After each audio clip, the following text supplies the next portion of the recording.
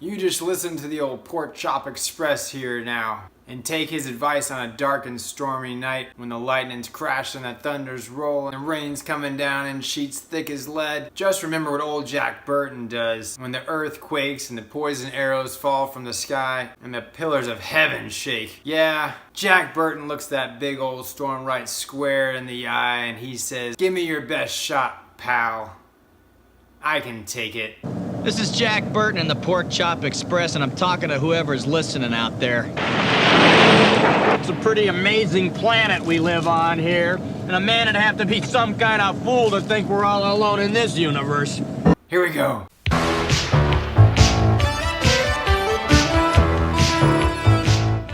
Hey, you're hanging with the Herons. This is James, and 365 movies in 365 days in 3 minutes and 65 seconds. Here we go. Probably one of the best things to come out of the 80s.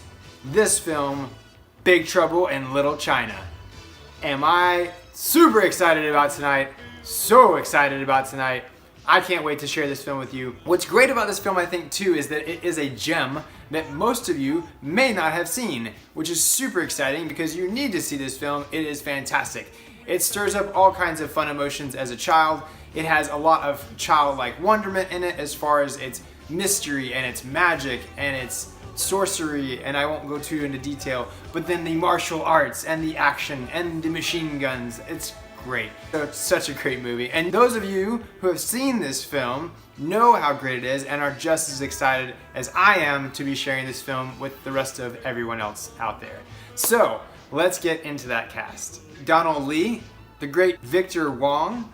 Funny thing about Victor Wong is that he was also in The Golden Child, which we are going to talk about later. Also, if you enjoyed the Three Ninja series, as well as The Last Emperor, which is one of the films he's noted for. James Hong, the lovely Kim Cattrall, probably at her finest. Kim Cattrall, obviously known for her role in Sex and the City and a ginormous role and career that was for her. But interesting fact, she was also in Star Trek VI, The Undiscovered Country. Dennis Dunn. And of course, the man himself, Kurt Russell. Kurt Russell has had a ginormous career, and he can be found in tons of films, including Escape from New York, Overboard, Tango and Cash, Captain Ron, and most notably probably also Tombstone, a phenomenal film, and most recently for some of you babies out there, Guardians of the Galaxy 2. Let's get to this quickfire facts. It was originally written as an 1890s Western and used Rosemary's Baby as a guide. Very interesting. So we spoke about Victor Wong earlier in The Golden Child. This film, Big Trouble in Little China, was actually rushed so that it could beat Golden Child to the theaters first and release. An interesting disagreement between the studio and director John Carpenter.